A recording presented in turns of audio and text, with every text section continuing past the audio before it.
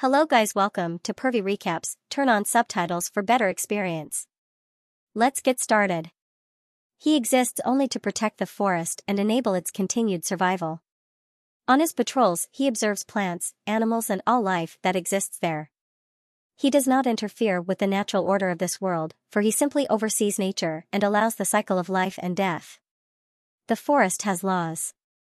The golem spends 1,000 years in the forest as an enforcer of those laws, and when the time comes, he will return to the forest. The golem never doubted that this is the purpose of his existence, that is, until he met a little human girl named Somali in the middle of the forest, who upon seeing him, called him daddy. Now the golem travels with Somali, never once allowing her out of his sight. It's a reminder he periodically gives her, usually accompanied with some light face machine, but Somali cheerily dismisses him all the same. Still, it's something she needs to heed, especially now that they're in a big city. This city appears to be more prosperous than the other ones they've encountered, but the golem believes that with greater prosperity comes greater dangers, and because of this, they must exercise caution. But it looks like Somali's more engrossed with the cat than she is with her dad's words. The golem tries to get Somali's attention, but she turns around with a grumbling stomach and tells him that she's hungry. He decides to bring her to a restaurant that serves little Somali rice stuffed lantern fish, which freaks her out. The golem insists that she eat it because it's full of required nutrients, so Somali decides, albeit reluctantly, to take a bite. It turns out to be really good. When she offers the golem some of it, however, he refuses and says that all golems need to function for oxygen, sunlight, and water. The multi-armed server is surprised to find out that he's a golem, which gets the attention of other people in the eatery. Turns out a lot of people have never seen a golem, since it's widely believed that golems never leave their forests to add to the unusual sight. Eden has a kid with him too. They ask what she is, and all he says is that she's from the Minotaur clan, which explains the cute little horns on her hoodie. When the curious server asks what brought them there, the golem curtly answers, searching for humans. Humans? The server thinks about it and turns to ask the others if they've seen any humans around. This got an interesting reception from the different creatures. The dragon mama only knows humans as merchandise in the market not too long ago. While the cyclops saw humans as a delicacy, the unicorn elephant on the other hand has no idea what happened to them. This prompts the server to tell them a story about what happened to the humans. Long, long ago, humans and monsters lived in distant lands unaware of each other's existence. It was the arrival of a lone human in one of the monster villages that caused these two groups to meet, though it was a surprise at first. They gradually came to know each other and began to intermingle. However, the humans called the monsters grotesques and said the strangest things about them. Why do you all look so different? Some of you have many eyes, some have scales like snakes. You're all abominations. The monster races were at a loss. Why were humans so difficult to please? They judged their appearances, and despite being physically weak, they were stubborn and quick to anger. This sentiment soon spread in waves. Quarrels broke out between monsters and humans, and eventually a great war broke out. Weak as they were, the humans were defeated in a flash, and before the monsters knew it, they were all gone. Thus they all managed to achieve a peaceful world free of humans. The Cyclops is entertained by the story and recounts the old human hunts, where they searched out pockets of survivors. The Unilafant agrees with this, and says that humans were even kept as pets were eaten, but they're all gone now. At least that's what they believe now. Only monsters live in this world. The moment Somali finishes, the golem stands up to take his leave. The monsters ask about where they'll be staying, and he just promptly answers that they'll be resting out in the open. This takes them aback, especially since he has a child with him. It just doesn't feel safe. Dragon Mama suggests that the father and child start an end. She knows, just as the golem's about to say that it's unnecessary. Little Somali chimes in and asks if they can stay at an inn. How could you say no to that face? With that, the golem finds himself locking the door to their room while Somali's bouncing on the bed. She then explores the world beneath the bed, which the golem dub says inexplicable behavior. Somali is very glad that they got a room, and she asks if her daddy is having fun. Said daddy only answers that golems lack emotions. Suddenly, Somali fake horn breaks and the golem says that it would be too dangerous to continue their journey in that state. "Can you fix it?" Somali asks easily is all the golem has to say while he's fixing it. Somali breaks out in a little song. "Daddy's gonna fix it." She sings happily and repeats this until the golem senses someone outside.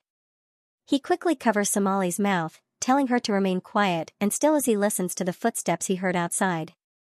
Eventually, those footsteps grow quiet and the sound of a door being opened leads him to assume that it's just another lodger.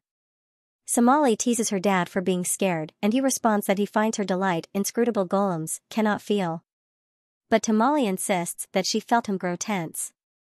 Since she refuses to relent, the golem only tells her to commence sleep at once. "Nope, I'm staying up." Somali answers request denied. The golem counters denial denied. But in the end, little Somali succumbs to slumber. The golem, not needing sleep, only sits there in the darkness of the room, keeping watch over his daughter. He pulls back his sleeve, revealing the cracks in his arm. The next day, Somali is amazed by how well her dad fixed the horn on her hood. To her excitement, he responds by reminding her to exercise caution while in play. To avoid breaking the horn again, she gives him her thanks, but the golem finds such displays of gratitude unnecessary. "Where are we going today?" Somali asks after hopping down from the stool. The golem tells her that they need to replenish supplies. And Somali interprets this as them just going out shopping with all there is to see. Somali can't help but smile widely at the sights as she jumps from one place to the next for a little girl. There's just so many to see, exotic birds, puppets and even a juggler with multiple arms. However, Somali's gaze eventually falls on the children, enjoying the moment with their fathers. She turns to the golem who is busy with his own transactions. And can't help but feel jealous of the warmth those children are sharing with their dads. Somali, her dad's voice snaps her out of her thoughts and she rushes back to him. They continue on with their day. Later that day, the golem has a disagreement with a merchant who wants to lowball the golem for the stones. He selling the frogman insists that the stones are common in their area, so the price he's offering is fair since the frogman's unrelenting. The golem grabs the ring in the store, making the frogman panic.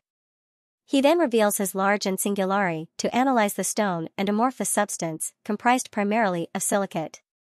"My analysis concludes that it is fake," the golem reports. "That's what you get, your lowballing scumbag." The frogman is in disbelief. How could he have possibly known?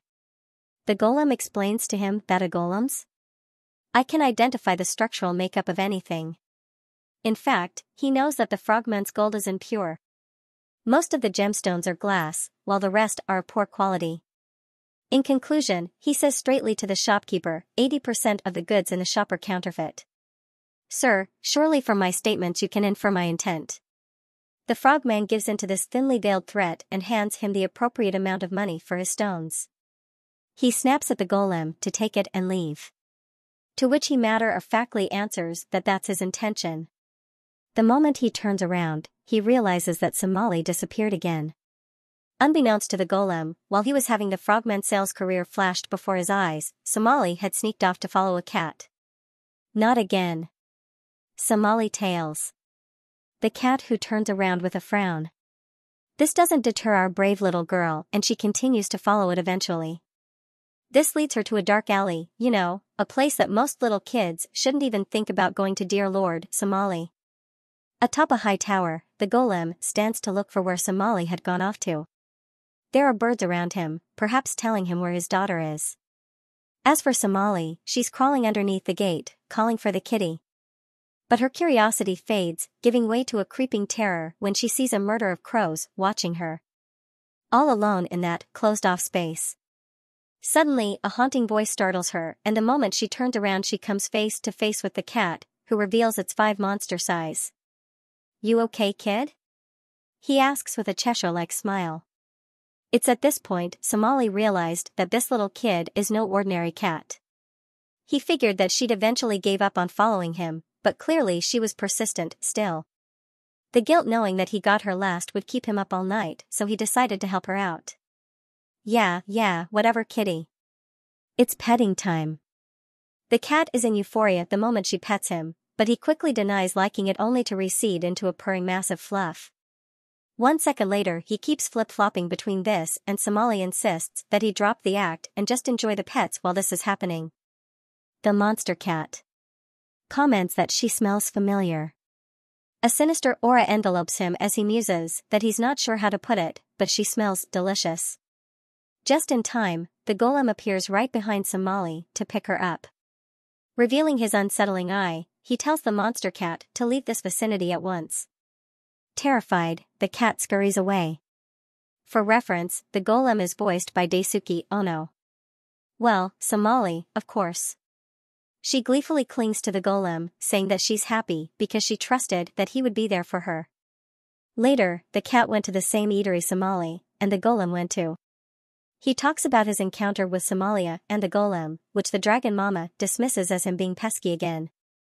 Mr. Cat denies this, though he did think that the kids smelled kind of good. Dragon mama breaks into a sweat, troubled by what she heard. Was he just ogling that small child? The server called him absolutely disgusting for that, while the Katos left to defend himself for dear life. As for Somali and her forest spirit father there. Continuing on with their journey, he tells Somali that they were lucky that he arrived just in time, as it would have been dangerous if they found out she's human. The girl, however, has her attention on a stick she's playing with. She then asks the golem how he found out where she was. He tells her that it's because he's been observing her behavior. She only leaves his side when something catches her attention.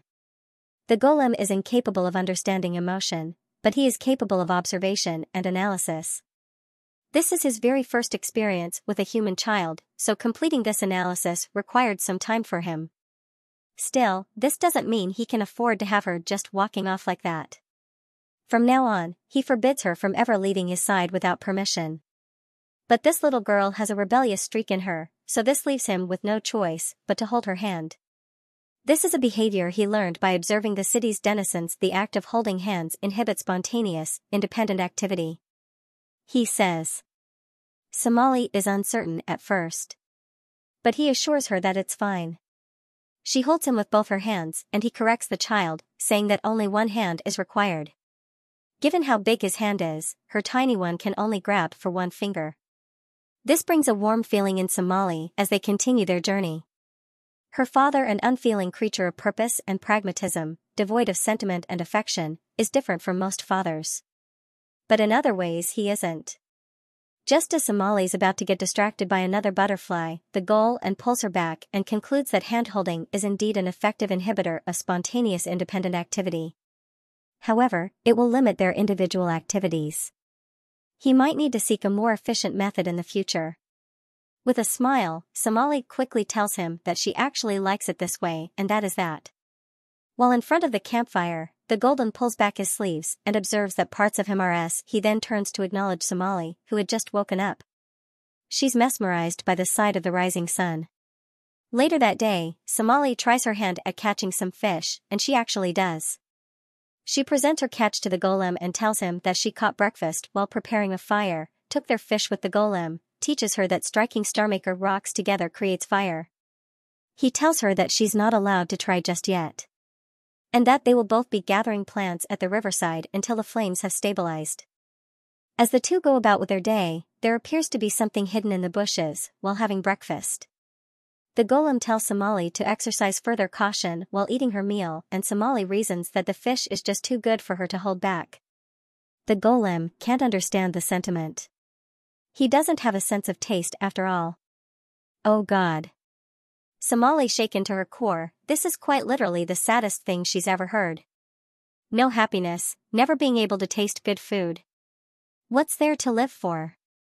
For all of Somali's dramatics, the golem is unmoved and sees them as an overreaction. They then turn around to find horned rabbits, drawn by the smell of their breakfast. The golem tells them they mean no harm and their rabbits approach. One even lets Somali hug her. So fluffy and soft, the black rabbit warns the golem of something they've spotted in the forest. This exchange between the golem and the horned rabbit amazes Somali because, as it turns out, her papa, like the other forest guardians, can actually speak with animals. Yes, Somali. These animals have also been snitching on you. Whenever you wander off, one rabbit grabs for a honey mushroom, which leads to Somali chasing him down. The golem warns her that it's dangerous to run on uneven ground, and there she goes. He asks if there is any damage on her, and to this she responds, "Daddy, I'm not an object." So the golem decides to rephrase this and asks if she's injured in any way. She says she isn't, but it's obvious to the golem that she scraped her knee while cleaning the wound. Somali's eyes well with tears as she finally admits that the scrape hurts. Condemn. They're also running out of medicine. It hurts a lot. All of a sudden, she cries out between sobs. Just then, a small four-horned monster walks in, peddling medicine. His name is Shizuna, a dwarf anicheesiness. Quite interested in the golem, seeing as there aren't many golems in these parts of the forest. He notes that Somali's knee isn't too bad, so this little concoction of his would do the trick. Shizuno's also a healer, so making medicine from nature is his job. The golem can leave little Somali to him. He warns that it'll sting a little, so she has to be strong for him. While dabbing the ointment, Shizuna asks if Somalia is a minotaur. She nods. Fascinating. The only clan member, a golem father and a minotaur kid. That's a funny combination, Paul, right? First aid complete. But he still has to further observe the child's scrape. Which means that they'll have to finish it up at their house. Oh, and while they're there, Shizuno would absolutely love to get a good look of that golden body. He leads them to his quaint little home in the middle of the forest. While opening the door, he is greeted by a tomato that he easily dodges. The tomato was thrown by Yushira, who's very annoyed that Shizuno skipped out on cleaning again. He's his assistant, not his cleaner, damn it. Unfortunately for Somali, the tomato splattered all over her face. The golem, on the other hand, is just wondering if the tomato is a fruit. Good question. It is regardless. Yeah, Bashir is very nervous now and she's, just tells him that he's so rude to be throwing things at customers soon enough. Shizuno finishes wrapping up Somali's wounds and she even tries to stand. She quickly informs her father that it doesn't even hurt a bit. This is just child's play for the great Juno's wondrous ointment. You kids and your energy, Juno says as he watches Somali jump up and down to test her leg. This makes Somali turn around and ask size Uno if he's not a child.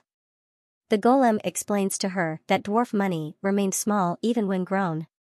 Plus, they may not be strong as normal Ani, but they're much better at using their heads.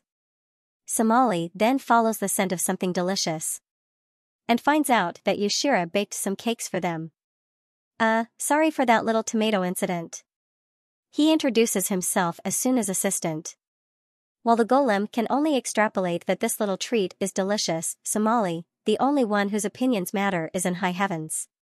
After tasting, the delicious cake looks like a Bashir as a first-rate sweets maker. With all that said and done, the golden asks Suzuno to teach him the art of making medicine. This is so he can create them even when their supplies are exhausted. Shizuno agrees to this, but in exchange he asks for a piece of the golem. He wants to learn more about golem bodies to further his study of medicine. Suddenly, Yushira punches him on the head to make him stop. He's scaring little Somali. All this talk of him having a physical piece of her father is very upsetting. Shizuno then does a quick save by assuring her that it's, well, just a joke. However, the golem still complies and chips off a part of him before offering it to Shizuno. Somali asks if what he did hurts, and the golem reassures her that it's no issue. Golems do not feel pain, so Somali goes on to help out Yushira with his chores while Shizuno introduces the golem to the world of medicine. He brings out the grasshopper, a plant that the golem says he frequently sees in their journey. Turns out it's actually the most basic herb a person could use for making ointment. While Shizun is teaching the ghoul on how to make ointments and cold medicine, Somali is outside with Yushira. She keeps insisting on helping him, but he just wants her to calm down and rest. Somali reasons that she just wants to help because her daddy is always doing things for her. He makes the food, he makes medicine. He even sacrificed a part of himself for her. That's why she wants to work hard. This child is just so full of love that Yushira concedes and gives her some more choice to keep busy with those Somalis. Brimming with affection and sentiment, the golem maintains an air of pragmatism towards the situation when Shizuno asks him why he even wants to learn about medicine. The golden response, that it's simply what's sufficient. His answer does little to make his whole situation less odd for Shizuno. The golem has clothes on, cloth wraps, boots, and even a vest. You're trying to keep more of your skin from breaking off, right? Shizuno asks him with a worried tone. The piece of skin he gave him isn't something the forest guardian could afford to lose, yet he asked for it anyway. A sense of guilt falls on Shizuno.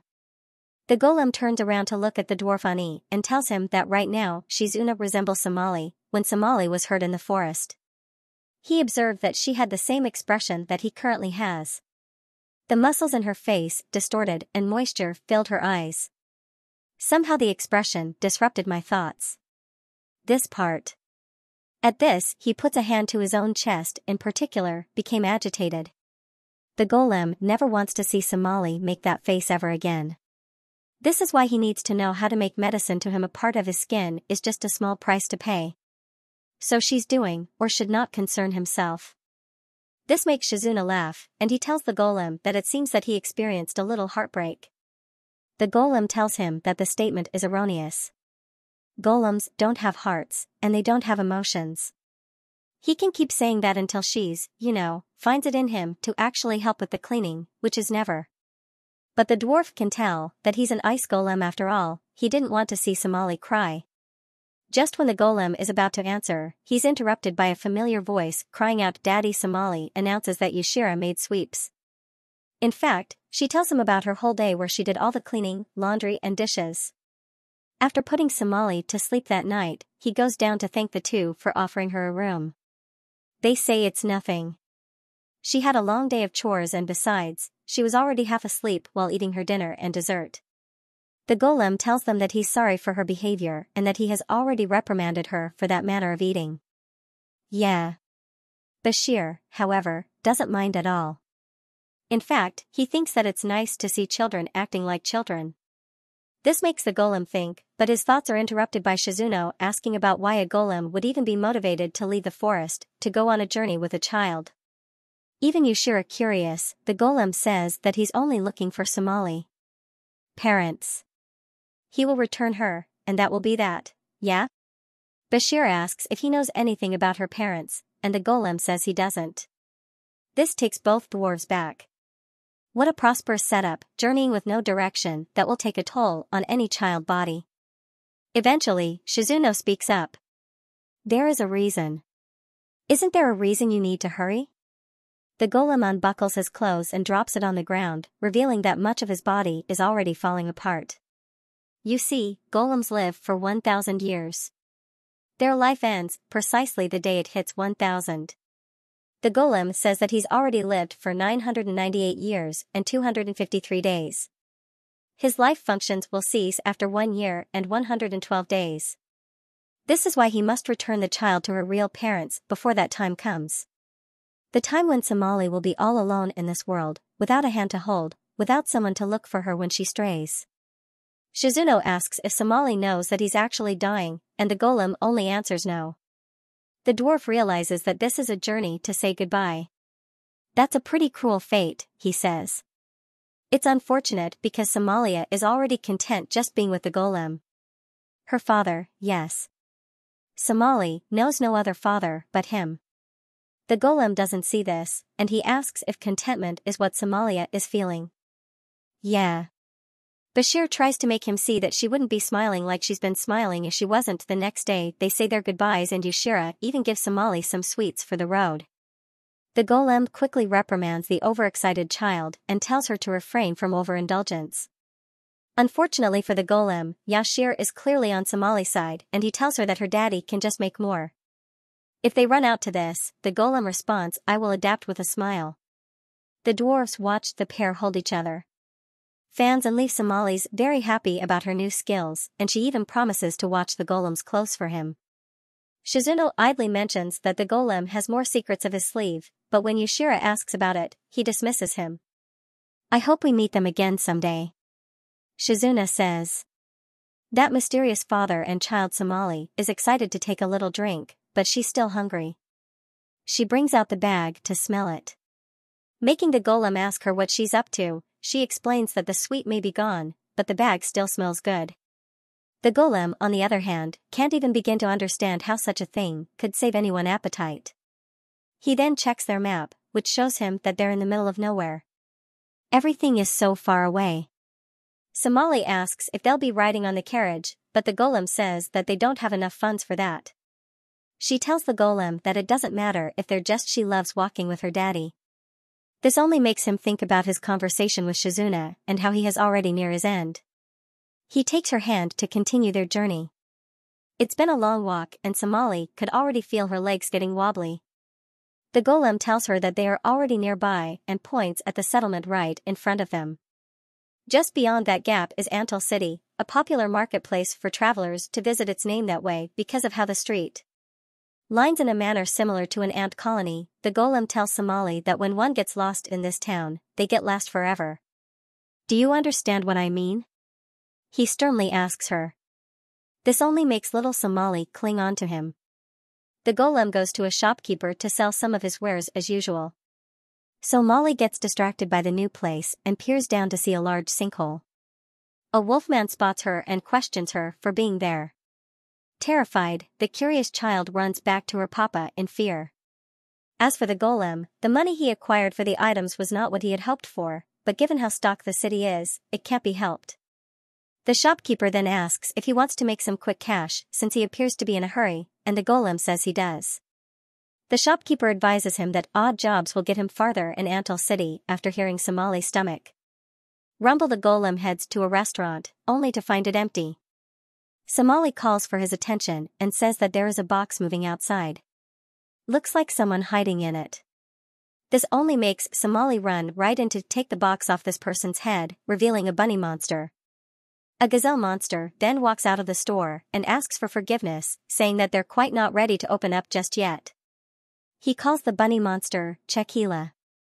And upon hearing his name, he makes a run for it. Alas, his fluffiness has doomed him to being nabbed by Somali, who finds him oh so soft and snuggly inside the restaurant. The gazelle monster continues asking for their forgiveness and says that their species is called Bullish Rajera.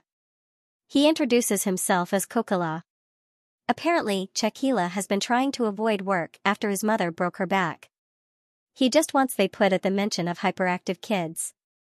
The golem chimes in to say that this is just a common tendency among children. Kokala knows that kids his age should be playing, but he can't seem to hire any workers. Oh, what's that? You're short-staffed.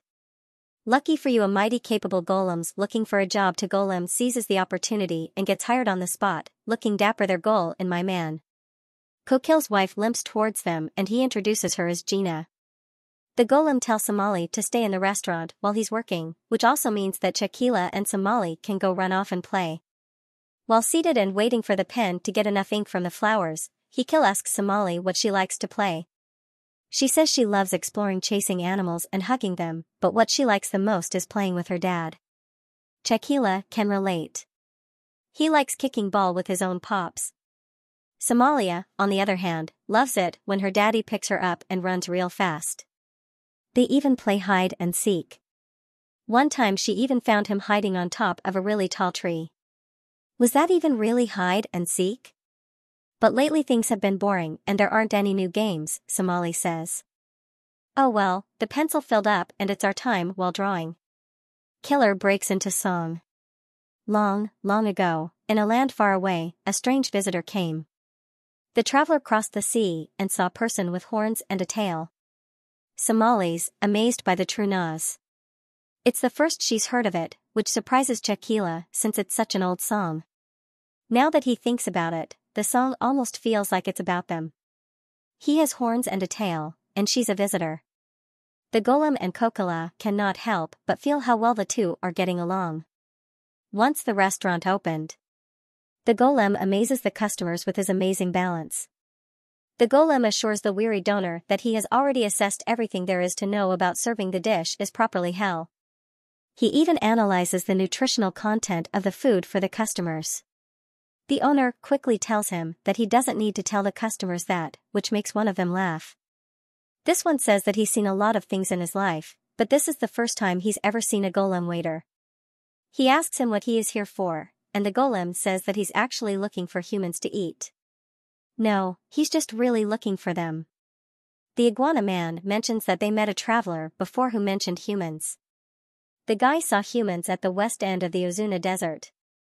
This seems like a promising lead, but the iguana man says that crossing such a place is no easy task. Still, the golem waiter appreciates this information. Meanwhile, Keyless End of Somali's dad, since it seems like he can do everything, he wishes that he could just stay there and work with them forever. That way he and Somali can always play, but Shakila gasses that when Somali's journey ends, she'll just be going back home. This makes Somali think what will happen once their journey is over. Still lacking funds for that trip to the desert, the golem continues on with his job as a server. Kokala is absolutely impressed by his performance in the restaurant, and Gina even says that he actually deserves double of what they're paying him. Somali tries to grab her father's attention, but he brushes her off since he's busy working. Keela tells her that they could just play outside, but the golem quickly intervenes and asks where they are going when Keela says that they play outside. The golem refuses to allow this. They can only play inside the restaurant, and that's that. This is the agreement he had with Somali. This leaves Keela thinking that Somali father is way too strict. After a long day, the golem sits down to count the money here and from his work, leaving Somali feeling neglected.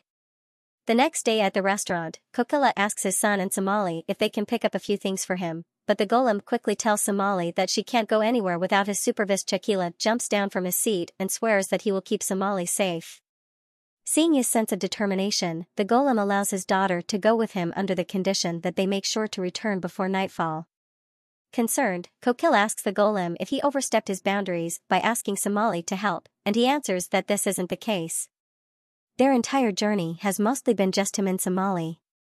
Shakila is the first French he has made, and he does not wish to take this lightly. Once the children have picked up the package with an added special treat, they sit on some steps to enjoy their baked apopo. Somali takes a bite and is surprised that it's actually good. But despite the yummy treat she's having, Somali suddenly breaks down into tears. In front of her new friend, she confides in him, saying that she thinks her daddy wants to leave her. The poor girl believes that he's just trying to earn a lot of money so they can finish their journey as soon as possible. Once that's over, he will leave her. But that's the thing, right? She wants to stay with him forever. To answer her woes, Kikila proposes looking for Yama flowers. Legend has it that there are flowers growing beneath the city. If a person brings them back alive, they will grant the person's wish. Hikila promises to help his friend out, which brightens up her mood. But unbeknownst to the two children, a wolfman is watching them in secret. The two go off to the underground tunnels to search for the Osama flower, and they're greeted with a magical sight of glowing colors. As they're walking, they encounter a variety of creatures, ranging from itty-bitty ones to massive ones. Curious, Keel asks Somali what her relationship with the golem is. He knows that she calls him dad, but even for an inter-clan foster family, it feels different. Somali explains that she calls him daddy because he is her daddy. He protects her, he holds her hand, and when she can't sleep at night, he counts the stars for her. He's always there when she needs him. That only means that he is her daddy. They then come across some starry butterflies, which means that the flowers are nearby. Somali rushes forward in excitement, and the two children are greeted by a beautiful field of Yama flowers. Somali quickly grabs the big one, and she wishes to stay with her dad forever. But while she's making her wish, there's a large mushroom there ready to eat her. In a shocking turn of events, the Wolfman Master Mutharika shows up and makes quick work of the evil mushroom. It turns out that it's his group's job to keep naughty kids like Kokala from wandering the tunnels. Now that the two kids are safe, Somali will now have to take care of this flower and finally go back to where we're dad, though she doesn't know it. Somali is wishing against something that's already said, and she's wishing against the natural law that exists to maintain the order of the world, and yet, perhaps there's hope yet for her and the golem to stay together. After all, golems do not interfere with the natural order of this world. They simply oversee. Nature allowed the cycle of life and death, but there the golem is taking care of her, protecting her, giving away parts of himself just so he would never see her cry again. Somali father is not like most fathers, But he's what a father should be, and as long as she can be with him, Somali is very, very content. Subscribe Pervy Recaps to watch more videos like this. Turn on notifications and leave it like. It really helps the channel out. Thank you for watching. See you in the next one. Bye.